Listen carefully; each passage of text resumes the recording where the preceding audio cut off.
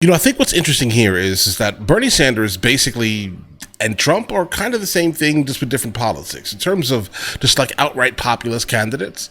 At one time, guys, I can imagine how Bernie Sanders has basically been telling the Democrat Party, "Hey, listen, you kind of need to step away from the establishment just a little bit if you actually want the actual people, of the United States of America to kind of come in and be like, hey, listen, maybe we should vote for the candidate you're putting in front of us." But instead, they don't listen, and I'm not sure even this time they're going to listen again. So what's going to happen is, if there's ever a populist candidate to run against the establishment, the populist candidate is always going to win consistently because they have what? The people's support. All right, so let's go ahead and see what he's saying here, guys. It's a suggestion via Discord. Bernie Sanders shares a scathing reaction to Trump's win. All right. Guys, let's go. Party grapples with their repudiation at the ballot box. Independent Senator Bernie Sanders issued a particularly blistering statement this week, accusing Democrats of abandoning the working class. Yeah. And Senator Bernie Sanders is here with me now. Hello, Senator. Congratulations on your reelection. Nice to have you here. I want to start with the scathing response that you gave after the Democrats lost, Kamala Harris lost pretty big. You said the Democrats abandoned the working class. The chairman of the DNC called it straight up BS and said Joe Biden is the most pro-worker president of my lifetime. Former Speaker Nancy Pelosi said she disagreed with you. She added, quote, Bernie Sanders. Of course she was going to. Has not won. Do you stand by what you said? Oh, absolutely. Look, Joe Biden is a friend of mine. I've been proud to work with him on an agenda which has been very strongly in favor of the working class. Biden promised to be the most progressive president since FDR in many ways on domestic issues. I think he kept his word. But here is the reality. The working class of this country is angry, and they have a reason to be angry. We are living in an economy today, Donna, where the people on top are doing phenomenally well, while 60% of our people are living paycheck to paycheck. 25% of elderly people are trying to get by on $15,000 a year or less. We have the highest rate of childhood poverty of almost any major country on earth, and parents all over this country worry that their kids may have a lower standard of living than they do. That is the economic reality. And what Donald Trump did is provided an explanation. He went around, he said, I know you're angry. And the reason is that zillions of illegal immigrants are coming over and they're eating your cats and dogs and everything else. That's the reason. Well, obviously, that is not the reason. The reason is, in my view, that we have an unprecedented level of corporate greed today, more income and wealth inequality, and people on top want it all. And we need an agenda that says to the working class, we're going to take on these powerful special interests and create an economy and a government that works for you. And by the way, that can't happen unless you get big money out of politics. We got to get rid of the Citizens United Supreme Court decision so billionaires do not continue to buy elections. Guys, really quickly, let me just kind of give some type of response to his statement here. I find it intriguing, okay?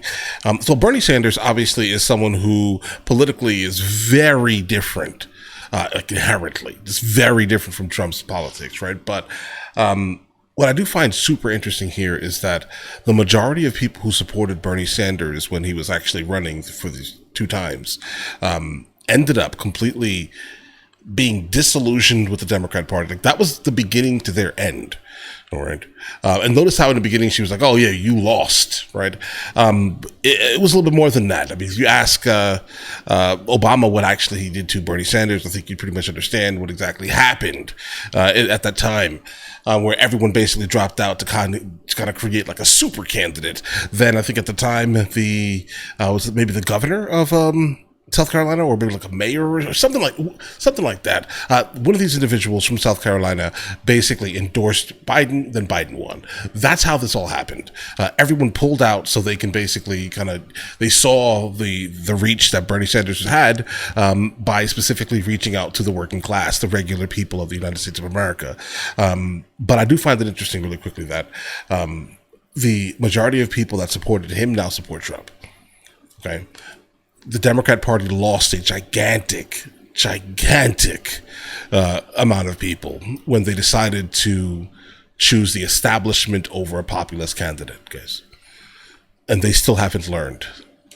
And I know that you heard President Biden and Vice President Harris tout over and over the record of supporting workers, helping the middle class, some of the things that you were instrumental in helping pass, like lowering the cost of insulin. You saw the president walking a picket line. They forgave student loan debt as much as they could. You said yourself in July that he had a strong record, which you just repeated here. That's not a good thing. So it sounds like it's not maybe as much about policies and more about messaging and communication.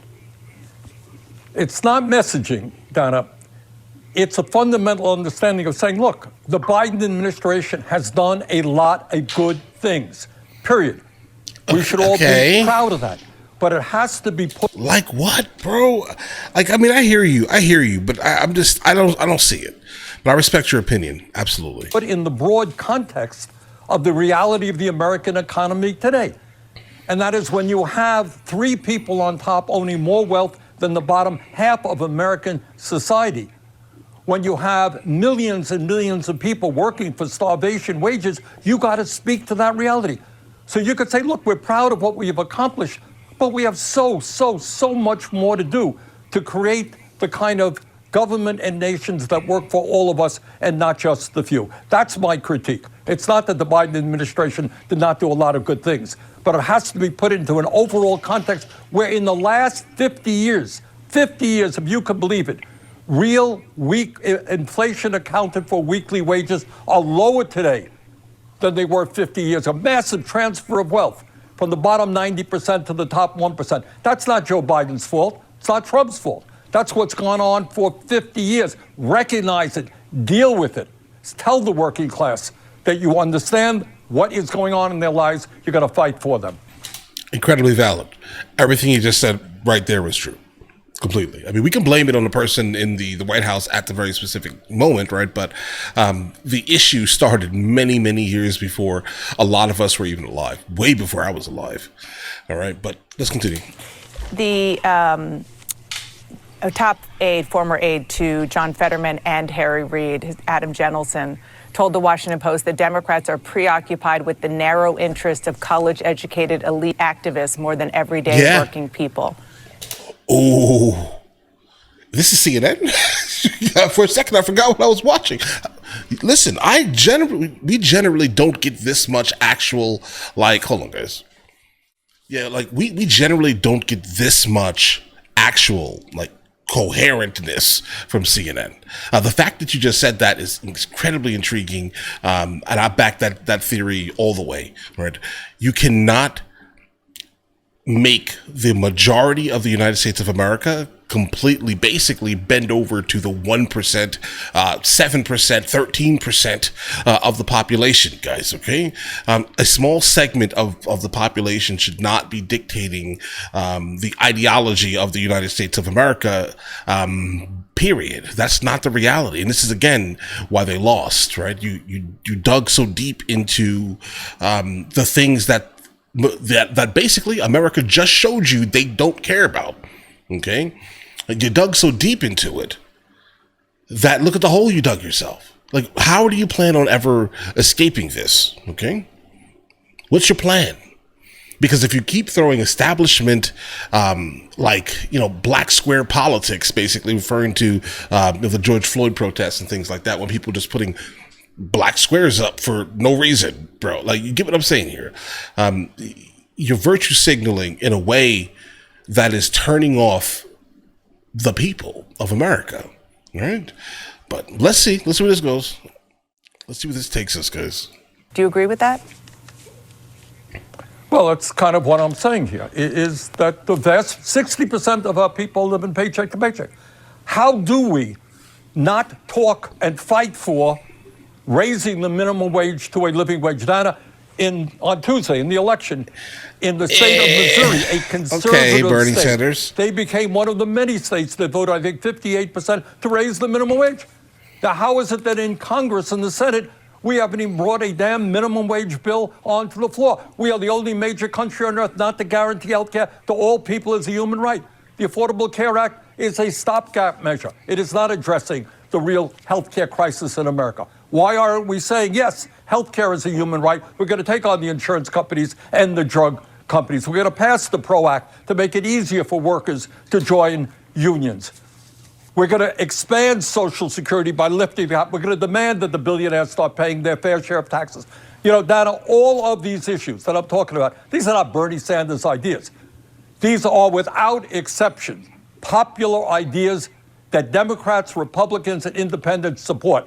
Now, the people who don't support it is the billionaire class, and they got a lot of power. But we've got to be prepared to take them on. Right, because the last thing let's say the 1% of 1% actually really want is for people to not have to pay for things. Okay, so now if you do enact some type of like healthcare program, that stops the ability for these gigantic corporations that are generally outside of the United States of America creating medicines. And basically what I'm trying to say here is that they would make it so the prices of things would actually be what the prices are as soon as you leave this country. Like, go outside the country and see how much whatever medicine you may have to take actually costs somewhere else, and you will be disgusted by that. That should, in fact, be illegal. Okay, that should be punishable by all types of craziness I'm not going to say on this video right now. Okay, but just be fully aware that should not be legal. But let's continue. But what the voters supported is a man who would never do any of what you just said. I mean, not even close. Right. But what that man named Donald Trump did do is he said, I feel your pain. I know that you're hurting, and I have an explanation. Well, his explanation was bogus. You know, millions of people coming across the borders illegal. We have to strengthen the borders. That goes without saying, but that is not the cause of the problem. The cause of the problem right now is to have a small number of people on top who have enormous economic and political power. How, for example, can the Democrats not say, look, we got to get rid of the Citizens United? Mm-hmm. In this campaign, in the Republican Party, Democratic Party, billionaires exerted their power. Most Americans know that's wrong. So, I'm sorry, go ahead. No, I was just going to say, so we've talked about the economic issues, which, of course, that's number one. Then there's the social and cultural divide that seems to be happening between a lot of people in America who used to support the Democrats and what is now the Democratic Party, or what's perceived to be the Democratic Party. White voters largely propelled Trump to victory in the race, but there was a major shift. The exit polls showed that Latino voters, especially Latino men, shifted more towards Donald Trump. Biden won them by 23 points in 2020. This year, Trump won them by 12. I want you to listen to what a Latino voter told my colleague Ed Lavandera this week. We believe in, teaching our kids about God, our Christian values, family values, and the Democratic Party is that hat is crazy. All the woke, left-leaning ideas that it doesn't go with our values. Do you think it's the Democrats pushing Latinos to Trump, or is it Trump bringing in Latinos? I think more they're Democrats pushing them, pushing Latinos to Trump. And not even just Latinos, men in general. What do you think of that? Well, what I think is that Trump has done a good job in claiming that Democrats do nothing more than the woke agenda. In my view, what Democrats have got to focus on, and tell that gentleman, do you want a minimum wage that's a living wage? Do you think health care is a human right? Do you think we should build the affordable housing that we need? Do you think we should take care of our seniors by expanding Social Security? So I think the emphasis has got to be, of course, on wiping out all forms of bigotry. And the Democrats should be proud of standing up for women's rights and abortion rights and gay rights and civil rights. But the emphasis got to be is to make it clear that we are prepared to stand with the vast majority of the people, many of whom are falling further and further behind, while the people on top do phenomenally well. That's a message that, in my view, will resonate with the Latino community and the entire working class community. Let me give one example, perhaps, of this kind of dynamic that we're hearing about. Joe Rogan, very popular podcaster. He endorsed Donald Trump in the final I'm just trying to days, hear him out, guys. of the election. 4 years ago, you went on his podcast. You got a lot of blowback for doing that and for touting that he endorsed you. So is this the kind of example of Democrats perhaps shunning or vilifying people who don't totally agree with them? Yeah, I think that's fair enough. Look, you can have an argument with Rogan, agree with him, disagree with him, but what's the problem going on in those shows? It's hard for me to understand that. So I think we've got to get, and clearly you have an alternative media out there, a lot of podcasts that have millions and millions of viewers. Get on the show. Disagree with you here. I agree with you there. I don't see a problem in doing that. And you're right. I got vilified by some of the Democratic establishment because I went on Rogan's show. Now a lot of other people are doing just that. Right. Yeah. The problem is that, if I recall, at least, I'm trying to remember that political season, they just didn't like him. Before I let you go, that was the vibe. Steadfast supporter of Joe Biden. You were saying that he should not drop out. There's a lot of Monday morning quarterbacking going on, and a lot of it is that, in fact, he should have dropped out earlier or perhaps never run for a second term. I don't want to get involved in that. We've got to look forward and not in the back. Kamala did her very best. She came in, she won the debate with Trump. She worked her as hard as she possibly could. Let's look to the future and not go backwards. Mm-hmm. Okay, listen. So I wanted to hear everything that he had to say, so I can just try to make an attempt at least to comprehend some of the things here. So from what I hear is that definitely Bernie Sanders, he was for the people, specifically. I would say very left-leaning people in general. I mean, I respected. I think Trump even said he respected him, as a matter of fact. I respect the populist nature of his campaign because, again, he was actually working for the people that had a slightly different ideology, but he was, in fact, for the people.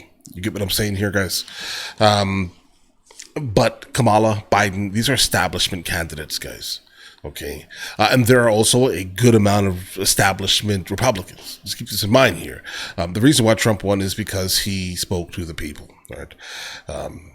But nothing but respect for Bernie Sanders, right? Nothing but respect for any of the populist candidates that do have the ability to kind of mobilize almost a grassroots type of scenario, guys, right? Campaign. Nothing but respect for that. But all right, listen, you guys all have an absolutely amazing day. Enjoy your day thoroughly. Guys, before we go, are you guys subscribed to the other channels? Logical Movie Reviews with Mr. L. Boyd along with Mr. L. Boyd Music. Both are found in the description. Check it out.